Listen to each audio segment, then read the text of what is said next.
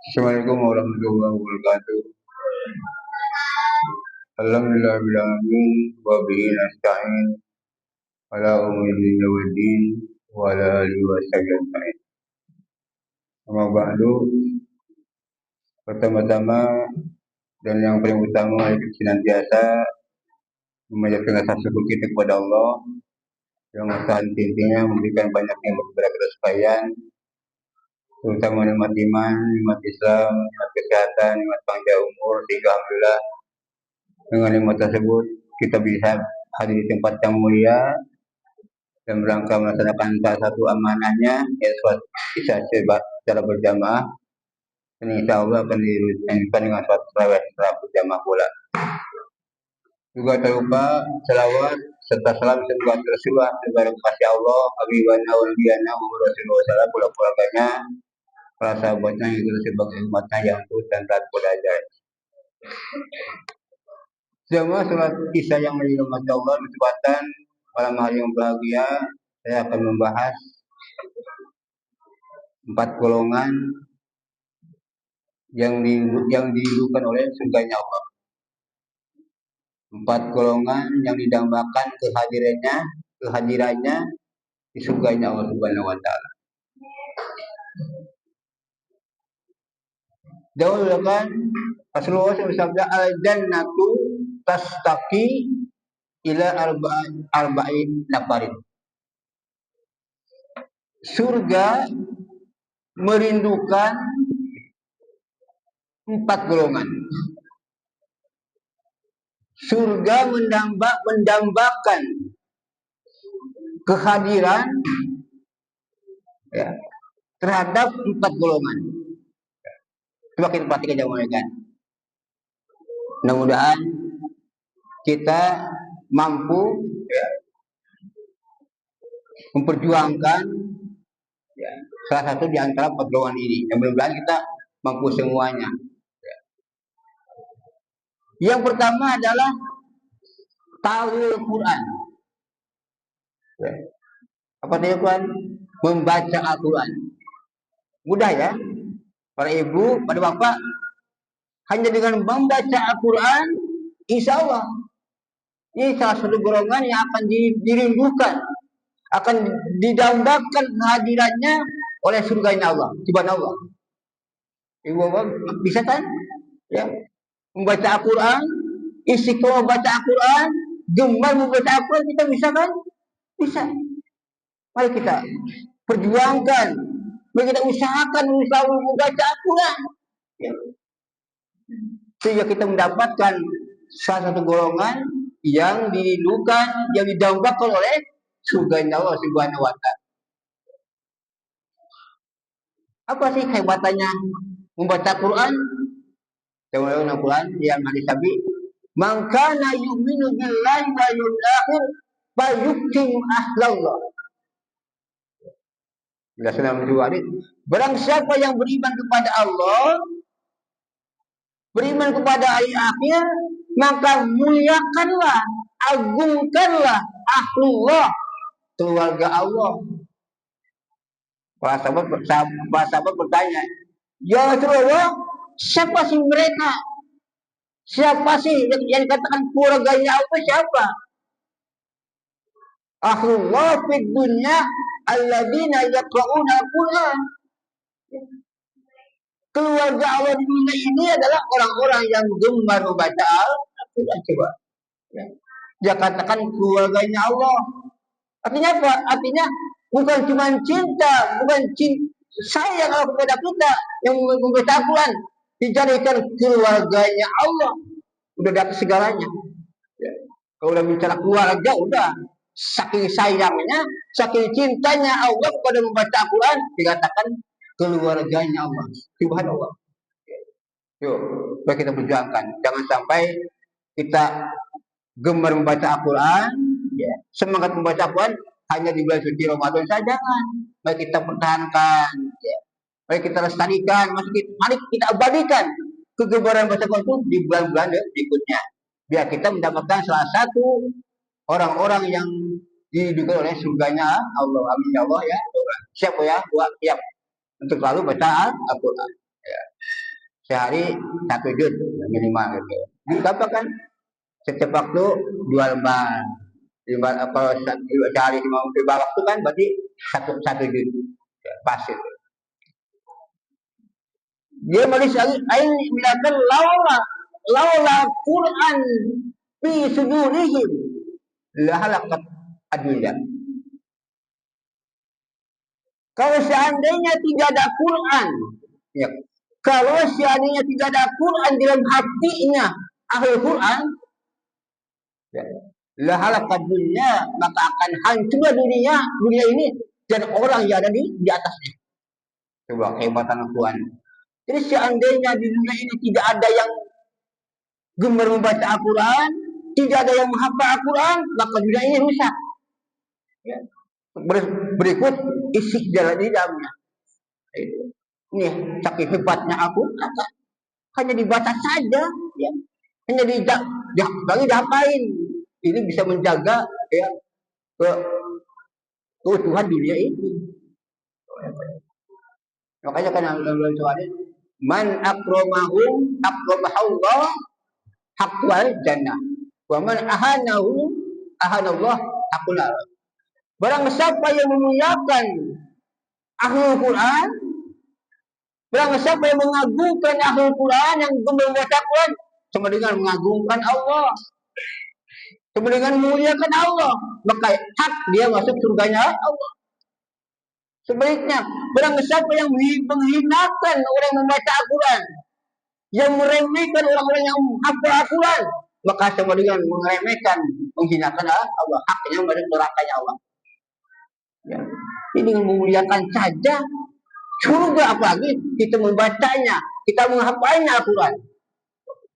Kalau bahasa hebat Al-Quran yang mulia. Saya itu kalamul yang pertama. Yang kedua, mut'imul ji'an, memberi makan kepada orang yang lapar. Ya.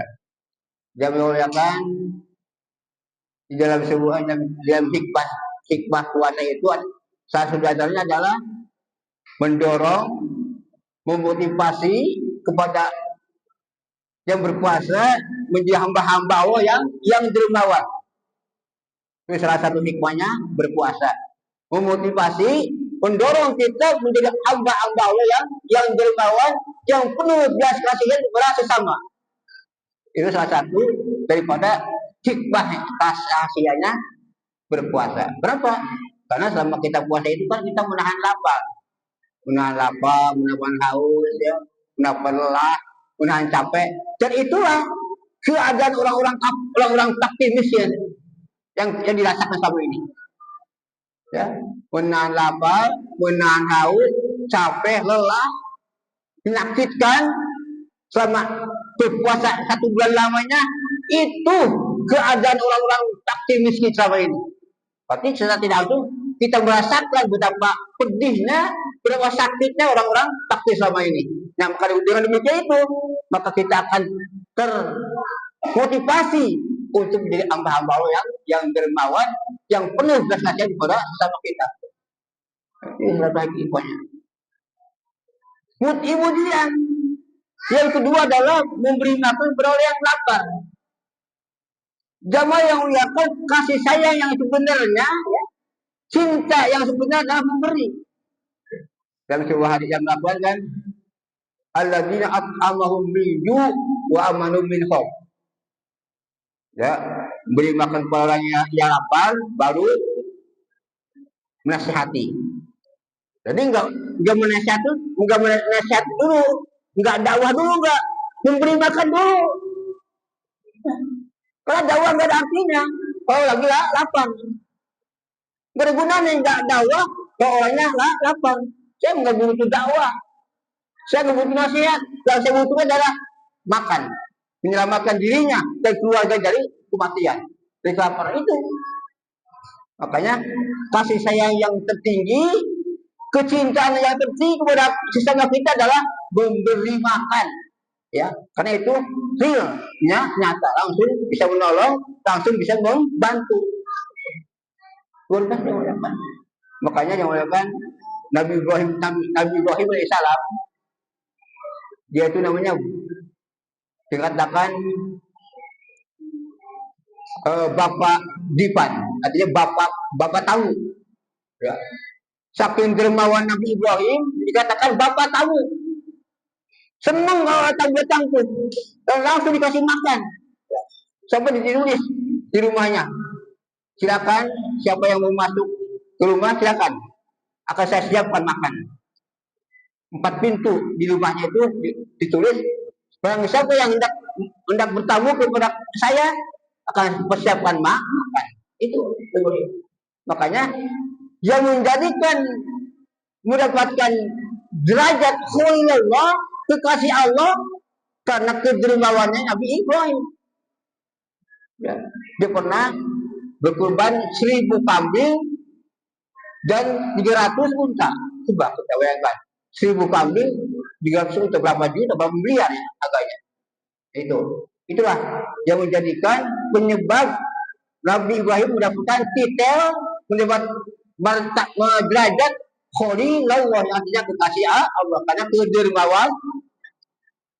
Maka jangan mengatakan ya kalau kita ada tamu tuh yang tamu apalagi tamu dari jauh jangan dikasih yang makan makanan ringan, jangan kasih makan yang kenyang. Ya, senangkan dia, bahagiakan dia, insya Allah berkah. Insya Allah itu akan memberikan kebaikan yang besar kepada kita semua. Karena itulah pokoknya kecintaan yang sebenarnya. Ya jangan kita hanya minum kue-kue kecil lah, kurang. Sudah yang kedua. Yang ketiga adalah hifdzul lisan, menjaga lisan kita, ya, jaga lisan kita ya Allah ya. Karena selamatul insan di lisan. Selamat manusia itu dengan menjaga lisan kita. Ya. Kalau kita bisa menjaga lisan kita insya Allah. Dan melalui sebuah hadis tapi mangkana yu'minu billahi wa yawmil akhir fayaqul khairan aw yasmut. Barang siapa yang beriman kepada Allah dan kepada hari akhir maka berkata yang baik atau diam. Jadi pilihannya dua. Kalau kita beriman kepada Allah, beriman kepada hari akhir, berkata yang baik atau diam. Jadi berkata yang baik tidak kalian menguntungkan, diam tidak kalian selamat. Itu aja. Kenapa? Karena diam itu akan menyulitkan setan untuk mengalahkan kita. Berat. Setan itu susah mengalahkan orang-orang yang banyak diamnya. Kenapa? Karena kuncinya kejahatan, kuncinya kemaksiatan itu sebanyak dari mulut kita, dari lisan kita. Ya. Bongkoknya ya, pangkalnya kejahatan, pangkalnya kemaksiatan, pangkalnya dosa itu dari lisan kita. Ya. Banyaknya dari mulut kita. Ya. Bisa perang dunia itu karena mulut. Ya. Bisa mulut, ya. Karena mulut lah akan hancur dunia ini. Maka jaga lisan kita ya. Nah yang terakhir adalah berpuasa di bulan suci Ramadan. Berpuasa di bulan suci ini pangkalnya ya. Pangkalnya karena di bulan suci Ramadan itu merupakan latihan baca Al-Quran, ya. Merupakan bulan Al-Quran, merupakan bulan sodako, merupakan juga kita menjaga lisan. Nah maka jangan banyak kita supaya kita mendapatkan salah satu hamba-hamba golongan-golongan yang diridhokan surga, kita berjuang semaksimal mungkin untuk melakukan sebaik-baiknya. Ya, pokoknya buanglah sifat malas, ya sifat malas kita buang. Jadi usahakan untuk selalu melakukan baca Quran, menjaga lisan kita, juga memberikan makan kepada orang yang lapar. Itulah yang bisa memberikan, kalau bisa maaf. Bila itu kedua, bila ini kedua, wassalamualaikum warahmatullahi wabarakatuh.